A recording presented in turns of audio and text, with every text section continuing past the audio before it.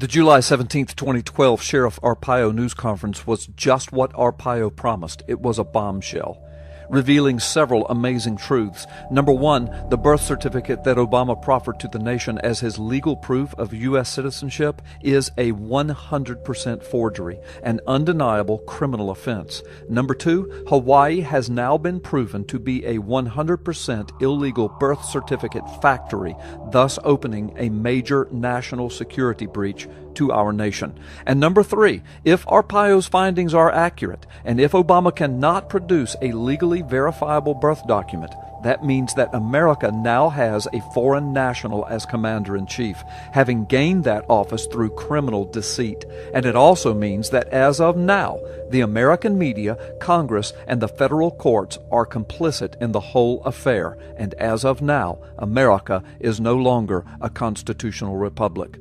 Washington Times columnist Jeffrey Cooner warned of the earthquake that could result. Quote, Sheriff Arpaio's findings threaten to plunge America into an unprecedented crisis. For if, and again I emphasize if, Cooner says, if Arpaio is correct, then Mr. Obama has perpetrated the most elaborate hoax in U.S. history. A fraudulent birth certificate would mean that Mr. Obama is ineligible to serve as commander-in-chief. His presidency would therefore be legally and constitutionally illegitimate, Cooner said. He went on to say, it would mean that he should be immediately removed from office, impeached. Moreover, every law and executive order passed under his administration would be null and void, Cooner wrote. The implications, Jeff Cooner said, are stunning. The logic is inexorable. Should the president's legal authority be deemed invalid, then everything resulting from that authority is also baseless.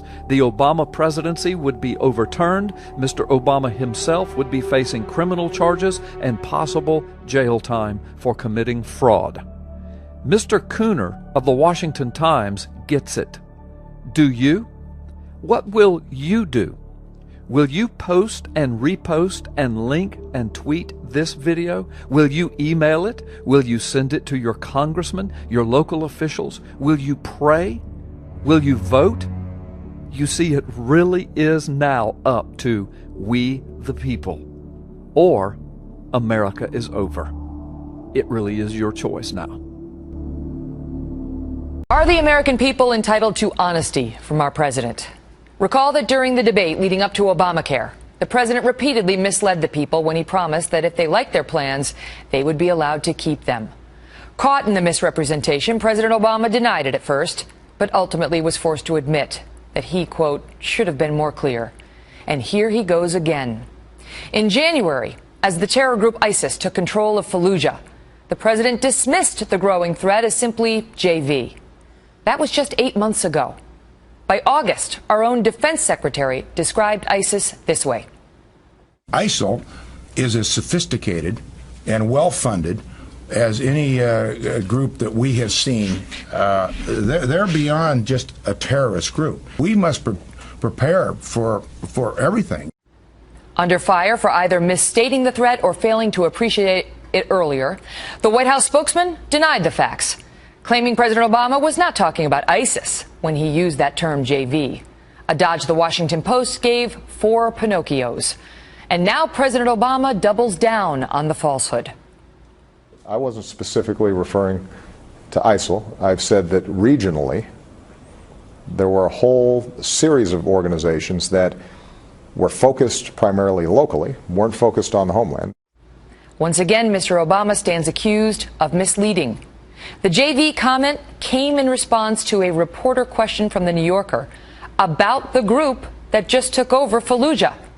That was ISIS, and the president knew it.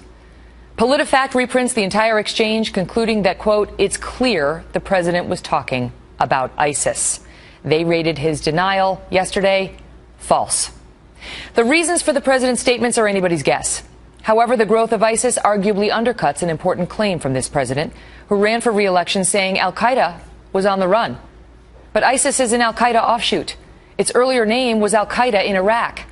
Moreover, its progress in Iraq was made possible in part by the American troops' total withdrawal, something the president's own generals had warned him not to do. Honesty on the rise of a terror group should be expected from any commander-in-chief. However, the bigger question tonight, has the president been deceiving the American people, or worse, has he been deceiving himself?